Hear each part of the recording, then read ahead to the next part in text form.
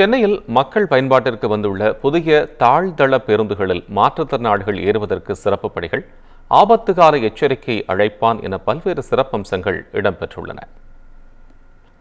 சென்னை பல்லவன் இல்லம் மாநகர போக்குவரத்து கழக மத்திய பணிமனையில் மாநகர போக்குவரத்து கழகத்தின் சார்பில் 66 கோடியே 15 லட்சம் ரூபாய் மதிப்பீட்டில் 58 புதிய BS6 தாழ்தள பேருந்துகள், 30 சாதாரண BS6 பேருந்துகள் மற்றும் 12 புதுப்பிக்கப்பட்ட பேருந்துகள் என மொத்தம் 100 பேருந்துகள் பொதுமக்களின் பயன்பாட்டிற்காக தொடங்கி வைக்கப்பட்டுள்ளது.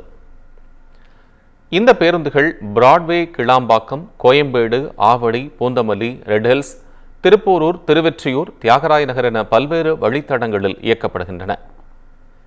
நீல நிறத்தில் வடிவமைக்கப்பட்டுள்ள இந்த பேருந்துகளில் தானியங்கி கதவுகள், டிஜிட்டல் பலகை, ஆபத்துகால எச்சரிக்கை அழைப்பான், CCTV கேமரா, சார்ஜிங் வசதி, மாற்றுத்திறனாளிகளுக்கு பிரத்யேக இருக்கைகள் போன்றவை அமைக்கப்பட்டுள்ளன.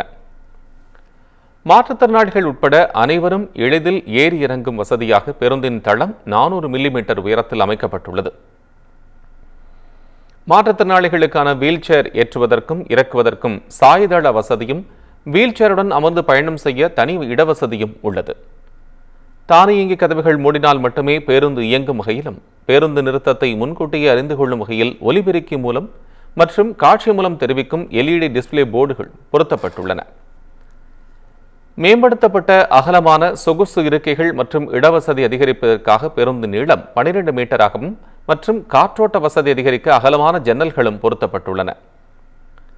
ஓட்டுநர் பேருந்தை பின்னோக்கி பாதுகாப்பாக இயக்க ரியர் வியூ கேமரா, பேருந்தில் ஆட்டோமேட்டிக் கியர் பாக்ஸ், புதிய வடிவிலான டேஷ்போர்டும் அமைக்கப்பட்டுள்ளது. பேருந்தின் முன்புறம் ஓட்டுநர் பார்வையை மறைக்கும் இடத்தை கவனிக்க பிளைண்ட் ஸ்பாட் மிரர் பொருத்தப்பட்டுள்ளது.